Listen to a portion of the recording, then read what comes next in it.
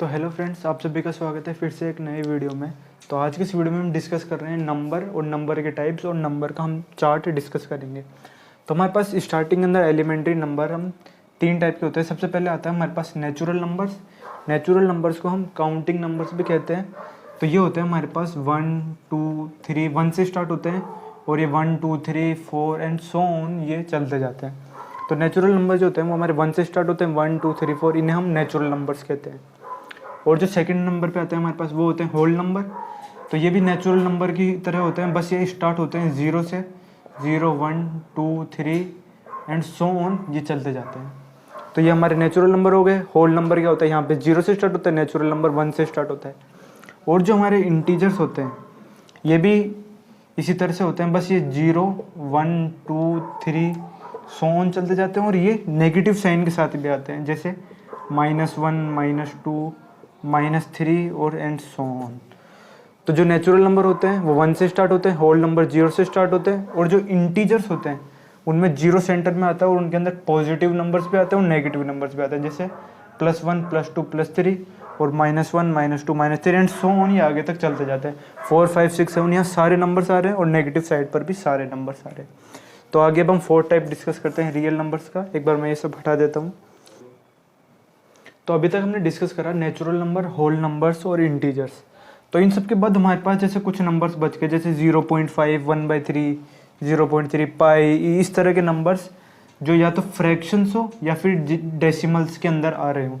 तो वो नंबर्स, वो जो पहले हमने नेचुरल नंबर, होल नंबर और इंटीजर्स पढ़े, उनके अंदर वो नंबर्स इंक्लूड नहीं थे। तो यहाँ पर हमारे पास रियल नंबर्स की ज़रूरत इन नंबर्स को इंक्लूड करने के लिए बनी। अब जो रियल नंबर्स है उनके लिए हमारे पास एक रियल नंबर लाइन होती है जिसके ऊपर सारे नंबर्स होते हैं हमारे पास 0 1 2 3 4 सो ऑन। और यहाँ पर बीच में, जैसे मैं यहाँ पर बात करूँ, ये 0 1 के एग्जैक्ट बीच में हाफ होता है। और यहाँ पर मैं अगर बात करूँ तो यहाँ पर भी नंबर्स होते हैं, सब जगह नंबर्स हैं ये। तो रियल नंबर लाइन की हमारे पास इस तरह ज़रूरत पड़ी। यहाँ पर सारे फ्रैक्शंस आ गए हमारे पास और सारे डेसिमल नंबर्स भी आ गए। तो अगर ब्रॉडली हम देखें तो रियल नंबर्स को हम दो टाइप्स में डिवाइड कर सकते हैं, एक रेशनल और एक इरेशनल। तो रेशनल नंबर्स क्या होते हैं, जिन्हें हम p/q और फ्रैक्शंस की फॉर्म में रिप्रेजेंट कर सकें, उन्हें हम कहते हैं रेशनल नंबर्स। और इरेशनल नंबर्स होते हैं जिन्हें हम p/q की फॉर्म में नॉट, इन्हीं को हटा देता हूँ मैं, नॉट डिनोटेड इन p/q4। तो मतलब ऐसे नंबर्स जो फ्रैक्शंस जो होते हैं वो हमारे सारे रेशनल्स होते हैं, p/q की फॉर्म में हम उन्हें लिख सकते हैं। और ऐसे नंबर्स जिन्हें हम p/q की फॉर्म में नहीं लिख सकते वो हमारे पास इरेशनल होते हैं। जैसे अगर मैं एक एग्जांपल लेना चाहूँ तो जैसे 1/2 है, ये हमारे पास रेशनल नंबर है और इसकी वैल्यू होती है 0.5। और जैसे अगर मैं दूसरा एग्जांपल लेना चाहूँ तो 1.3 अगर मैं लूँ तो इसकी वैल्यू हमारे पास आती है 0.3333, ये आगे सो ऑन चलती जाती है। तो ये भी हमारे पास एक रेशनल नंबर है, ये भी रेशनल नंबर है। लेकिन अगर मैं इरेशनल की बात करूँ तो वो p/q की फॉर्म में नहीं लिख सकते। जैसे एग्जांपल के लिए मैं नंबर ले लेता हूँ पाई।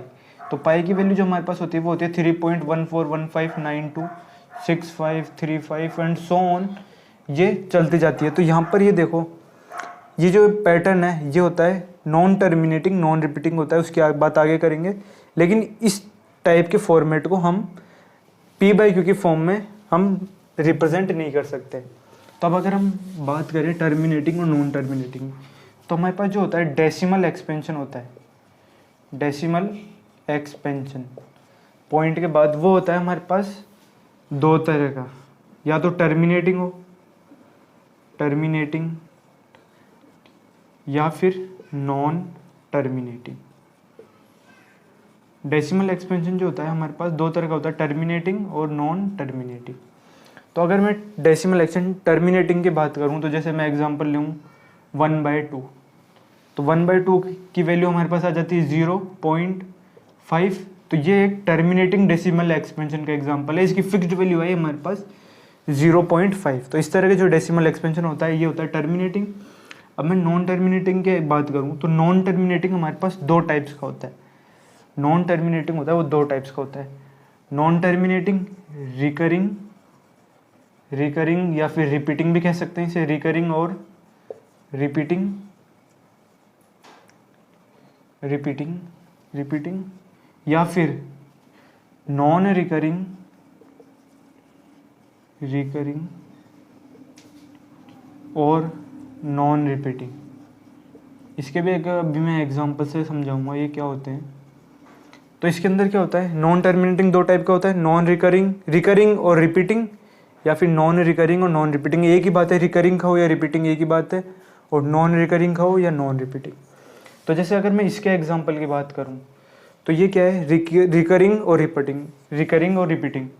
तो यहाँ पर हमारे पास डेसिमल एक्सपेंशन क्या है, नॉन टर्मिनेटिंग रिकरिंग। तो जैसे मैं एग्जांपल की बात करूँ, जैसे 1/3 की बात करूँ, तो 1/3 की वैल्यू हम अगर डेसिमल एक्सपेंशन में देखें तो 0.3333 ये सोन चलती जाती है। तो यहाँ पर पॉइंट के बाद ये देखो 3 है, ये रिपीट करता जा रहा है, तो लेकिन टर्मिनेट तो नहीं हो रहा। टर्मिनेटिंग में क्या होता है, यहाँ पर फिक्स्ड वैल्यू टर्मिनेट हो गई, 5 के बाद वैल्यू रुक गई, तो ये वैल्यू टर्मिनेट हो गई और वैल्यू आ गई 0.5, इसलिए इसे टर्मिनेटिंग कहते हैं।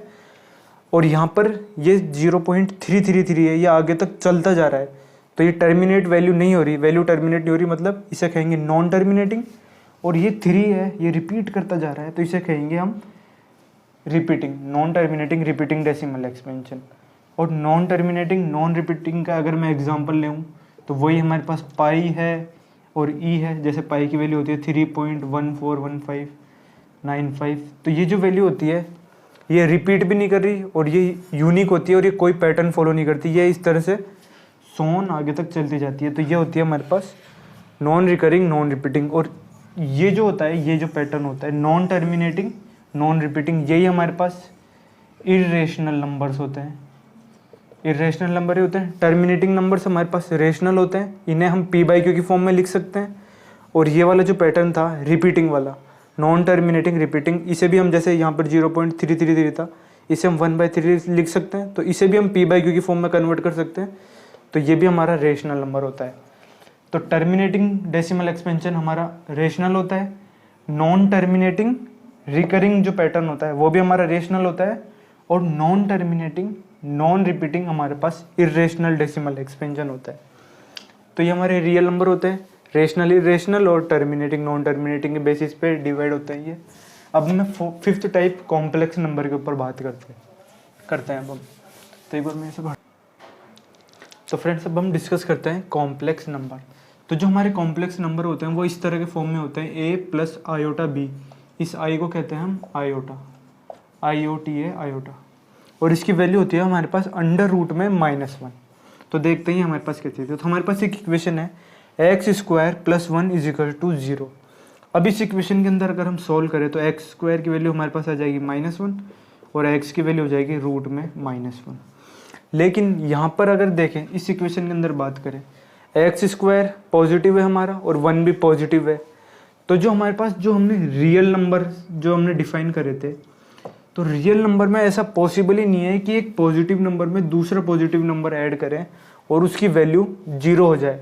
तो हमारे पास यहाँ पर रियल नंबर्स फेल हो जाते हैं इस इक्वेशन के लिए, x² + 1 = 0। तो इस टाइप की इक्वेशन को सोल्व करने के लिए हमारे कॉम्प्लेक्स नंबर बनाए गए, और इसमें जो x² = रूट में -1 है, इस वैल्यू को आयोटा कहा गया, रूट में -1 ये जो है आयोटा, इसे आयोटा कहा गया। और नंबर्स को इस तरह से डिफाइन करा गया a + i/b, जहाँ पर ये जो b है इसको कहते हैं हम i से इमेजिनरी यूनिट, आयोटा होता है और इसे हम कहते हैं इमेजिनरी यूनिट। तो यहाँ पर हमारे पास 2 एक्सिस बनाएगी, जैसे हम 2 डायमेंशनल में x और y एक्सिस बनाते हैं, यहाँ पर हमारे पास एक तो रियल एक्सिस बनाई गई जो हमारे रियल नंबर को रिप्रेजेंट करती है, और दूसरी इमेजिनरी एक्सिस बनाई गई, इमेजिनरी एक्सिस, है ना। अब यहाँ पर a + i/b, तो ये जो a है, a को हम कहते हैं रियल पार्ट, और b को हम कहते हैं इमेजिनरी पार्ट।